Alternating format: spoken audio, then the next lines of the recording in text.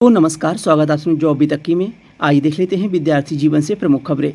UP triple SC अधीनस्थ सेवा चयन आयोग को आए दिन नए नए पदों का अध्याचन देखने को मिल रहा है। जो नए नए पद का अध्याचन अधीनस्थ सेवा चयन आयोग को मिल रहा है, उनकी भर्तियां कब आएंगी और किन किन विभागों का अध्याचन मिला हुआ है। वहीं लोअर पीसीएस एएसओ पीईटी 24 का विज्ञापन कब जारी किया जाएगा। उत्तर प्रदेश लोक सेवा आयोग के आरओ 2021 की प्री की कट ऑफ किया गई थी। ऑफिशियल नोटिस जारी कर दी गई है।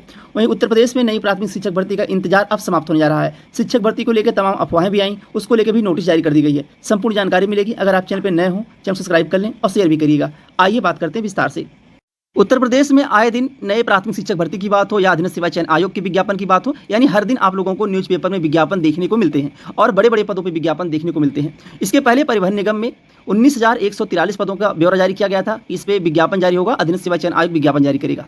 और आज फिर आप लोगों को प्रदेश में राजस्व विभाग के 11,000 से अधिक रिक्त पदों पर होगी भर्तियां।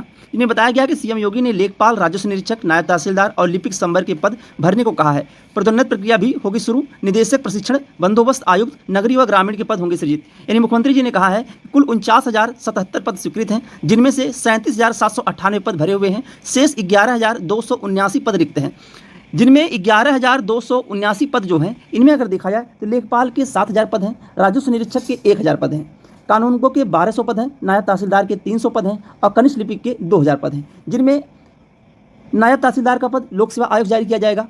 और उसके बाद कनिष्ठ सहायक हो गया, लेखपाल हो गया, राजस्व निरीक्षक हो गया, कानूनगो हो गया। यह पद आप लोगों को अधीनस्थ सेवा चयन आयोग से देखने को मिलेगा। यही अगर टोटल देखा जाए तो 11,279 पद हैं, जिनमें से अधीनस्थ सेवा चयन आयोग को जो पदों का अध्याचन मिलेगा वह होगा 7,000 लेखपाल। इसके पहले 4700 पद थे। जब मुख्यमंत्री जी नियुक्ति पत्र का वितरण कर रहे थे तो वहाँ पर जानकारी मिली थी कि नियुक्ति पत्र वितरण होने के बाद बहुत जल्द हम 4700 पदों पर विज्ञापन जारी करने जा रहे हैं। अब पदों की संख्या 7,000 हो गई है। यानी विज्ञापन आते आते अभी जो और पद खाली जाएंगे उनको भी अगर अधीनस्थ सेवा चयन आयोग इसमें जोड़ता है। पिछली भर्ती में अगर देखा जाए 1900 से लेकर 2,000 पद खाली, जिसकी जानकारी जिसको लेकर छात्र वेटिंग लिस्ट की मांग कर रहे हैं। और अभी वीडियो का रिजल्ट आया है तो काफ़ी और पद खाली जाएंगे लेखपाल में। तो ये मान के चलिए कि अब जो नई लेखपाल की भर्ती आने वाली है वह 9,000 से लेकर 10,000 पदों की संख्या रहेगी। 7,000 से ऊपर रहेंगे। राजस्व निरीक्षक के 1,000 पद हैं, कानूनगो की भर्ती हो गई 1,200 पदों पे, नायब तहसीलदार के 300 पद और कनिष्ठ लिपिक के 2,000 पद। कनिष्ठ लिपिक की जो पदों की संख्या 2,000 है, यह विज्ञापन आप लोगों को पीईटी 23 से ही देखने को मिलेगा। पीईटी 23 से आपको कनिष्ठ सहायक का विज्ञापन देखने को मिलेगा। जैसा कि इस चैनल के माध्यम से आपको जानकारी दी गई थी कि जूनियर असिस्टेंट और स्टेनोग्राफर का विज्ञापन पीईटी 23 से आना तय है। इसका विज्ञापन आप लोगों को अक्टूबर के लास्ट में देखने को मिल जाएगा। और अगर आप लोग प्रयास करते रहे तो भर्ती विज्ञापन जो आने वाले हैं वो समय से देखने को मिल जाएंगे। अन्यथा सारे विज्ञापन आप लोगों को पीईटी 24 से जाते हुए दिख रहे हैं, क्योंकि अभी तक का लक्षण यही लग रहा है कि आयोग के अध्यक्ष का इंतजार और काफ़ी दिन बीत भी चुके हैं। तो प्रयास आप लोगों को सब कुछ निर्भर करेगा। अगर प्रयास करेंगे तो विज्ञापन देखने को मिलेगा। राजस्व निरीक्षक, कानूनगो और कनिष्ठ लिपिक का तो आना तय है। कनिष्ठ लिपिक का विज्ञापन और जूनियर असिस्टेंट यानी कि कनिष्ठ लिपिक, स्टेनोग्राफर का विज्ञापन, यह आप लोगों को पीईटी 23 से देखने को मिलेगा। और जो लोअर पीसीएस का विज्ञापन हो गया, एएसओ का विज्ञापन हो गया, यह पीईटी 24 से जा चुका है। यह विज्ञापन पीईटी 23 से देखने को नहीं मिलेगा अब। और उसके बाद लेखपाल के लिए और इन विज्ञापनों के लिए आपको प्रयास करना होगा, तभी विज्ञापन पीईटी 23 से आएगा। अन्यथा यह विज्ञापन पीईटी 24 में जा सकता है। 50-50% चांसेस है। अगर आप लोग प्रयास करेंगे तो आपकी जीत होगी। पीईटी 23 से ही लेखपाल का विज्ञापन यानी कि 9,000 से लेकर 10,000 पदों पे देखने को मिलेगा। अन्यथा यह विज्ञापन पीईटी 24 में जाने से कोई रोक नहीं सकता, यह मान के चलिए, क्योंकि काफ़ी दिनों से विज्ञापन जारी हो रहा, अभी तक विज्ञापन जारी नहीं हो पाया। और न्यूज़पेपर में तो आए दिन विज्ञापन आ रहे हैं और विज्ञापन जा रहे हैं। और इसके पहले आप लोग देखे होंगे परिवहन विभाग में भी विज्ञापन 19,147 पदों के सापेक्ष बात हुई थी, कितने पदों का विज्ञापन अधीनस्थ सेवा चयन आयोग जारी करेगा। लोअर पीसीएस और बीडीओ का भी अध्याचन अधीनस्थ सेवा चयन आयोग को मिला हुआ है। बीडीओ का अगर देखा जाए तो 1,450 पदों की संख्या है, जिसका अध्याचन आज नहीं, आज के 6 माह पहले अधीनस्थ सेवा चयन आयोग को मिला है। लेकिन अभी तक विज्ञापन देखने को नहीं मिला।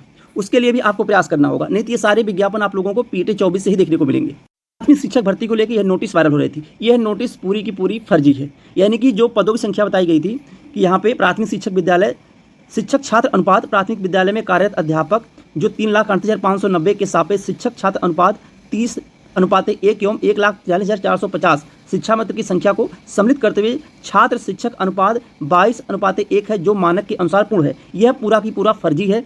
विज्ञापन के लिए 19 सितंबर के दिन एक बार फिर छात्र शिक्षा सेवा चयन आयोग जा रहे हैं और इस बार छात्रों की मांग है बिना शिक्षक भर्ती के हम लौटेंगे नहीं। अब देखने वाली बात ये होती है, जो इसके पहले 68,500 में 27,000 पदों का जिक्र हो रहा था, क्या उस 27,500 पदों में और पद जोड़ के 85,000 से लेकर 97,000 तक के पदों का विज्ञापन प्राथमिक शिक्षक भर्ती का कब तक जारी करती सरकार। अब छात्रों की मांग यही है, आगे क्या कुछ होगा आपको अपडेट देखने को मिलेगी, लेकिन ये है शिक्षा सेवा चयन आयोग परीक्षा कैलेंडर जारी करने जा रहा है बहुत जल्द, यानी सितंबर माह में ही आपको परीक्षा कैलेंडर देखने को मिल जाएगा, जिनमें टीजीटी, पीजीटी, असिस्टेंट प्रोफेसर और यूपीटीईटी की डेट निर्धारित होगी। और जो प्राथमिक शिक्षक भर्ती की बात है, अभी नए शिक्षा सेवा चयन आयोग को अध्याचन ही नहीं मिले हुए हैं। बिना अध्याचन मिले शिक्षा सेवा चयन आयोग परीक्षा कैलेंडर में इस भर्ती का जिक्र नहीं करेगा। अभी तक की अपडेट यही है। बाकी आप लोगों का प्रयास रहा, ये मान के चलिए कि प्राथमिक शिक्षक भर्ती आना तय है 97,000 पदों पे, क्योंकि पद अगर देखा जाए तो काफ़ी पद उत्तर प्रदेश में खाली हैं। वहीं उत्तर प्रदेश लोक सेवा आयोग के ईडब्ल्यूएस और ओबीसी की कट-ऑफ जनरल से ज़्यादा क्यों जाती है? उसका कारण क्या है कि उत्तर प्रदेश लोक सेवा आयोग प्री और मुख्य परीक्षा कराता है और रिजर्वेशन का जो लाभ आप लोगों को फाइनल परिणाम में देखने को मिलता है। इसलिए लोक सेवा आयोग के इसके पहले आप लोगों को बताया गया था पहले भी कि खंड शिक्षा अधिकारी में 137 अनारक्षित की कट-ऑफ गई थी, ईडब्ल्यूएस की 152 कट-ऑफ गई थी प्री की, और उसके बाद अन्य पिछड़ा वर्ग की 165 कट-ऑफ गई थी पिछड़ा वर्ग की। तो इसलिए जो लोग भी ईडब्ल्यूएस में आवेदन किए हैं वो ये मान के चलें कि जनरल से कम 4 से 6 क्वेश्चन लीड लेके चलना होगा अगर प्री क्वालिफाई करना है तो। स्क्रीन पे आप लोग देख रहे होंगे लोक सेवा आयोग के एआरओ की कट-ऑफ यहाँ बताई गई है। आरटीआई के माध्यम से जानकारी मांगी गई थी कि प्रश्नगत प्रारंभिक परीक्षा में सहायक समीक्षा अधिकारी का कट-ऑफ अंक निम्नवत है।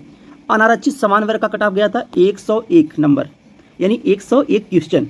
अनुसूचित जात की 89, अन्य पिछड़ा वर्ग की 110 और अनुसूचित जनजात के 70, ईडब्ल्यूएस के 106। यहाँ पे भी आप लोगों को प्री परीक्षा की कट-ऑफ जनरल से ज़्यादा देखने को मिली है, यानी ईडब्ल्यूएस की कट-ऑफ जनरल से 4 क्वेश्चन ज़्यादा है।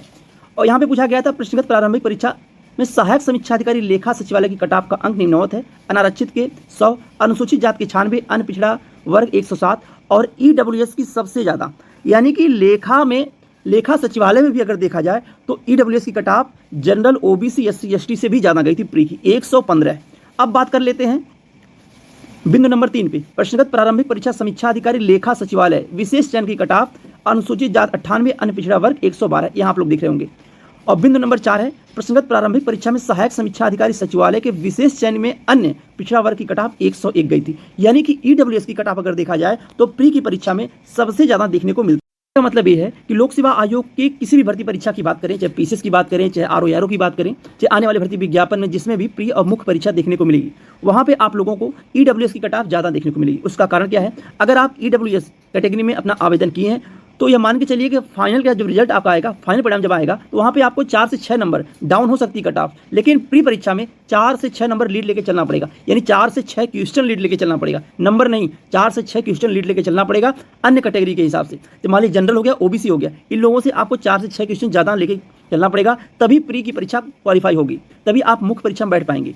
और उसके बाद जब आपका फाइनल परिणाम आएगा तो वहाँ आप लोगों को ये देखने को मिलेगा कि कैटेगरी का लाभ मिलेगा, फिर वहाँ पे ईडब्ल्यूएस कट-ऑफ जनरल, ओबीसी से भी डाउन हो जाती है या ओबीसी के बराबर हो जाती है। ये हो गई लोक सेवा आयोग के ईडब्ल्यूएस की कट-ऑफ, एआरओ 2021 की कट-ऑफ है जो बताएगी आप लोगों को। बाकी लोक सेवा आयोग हो या उत्तर प्रदेश अधीनस्थ सेवा चयन आयोग के भर्ती विज्ञापन हो या परीक्षाओं की जानकारी हो, सबसे पहले सटीक जानकारी के लिए आप चैनल को सब्सक्राइब कर लीजिए और शेयर भी करिएगा। आज के लिए बस इतना ही, बहुत बहुत धन्यवाद। जय हिंद।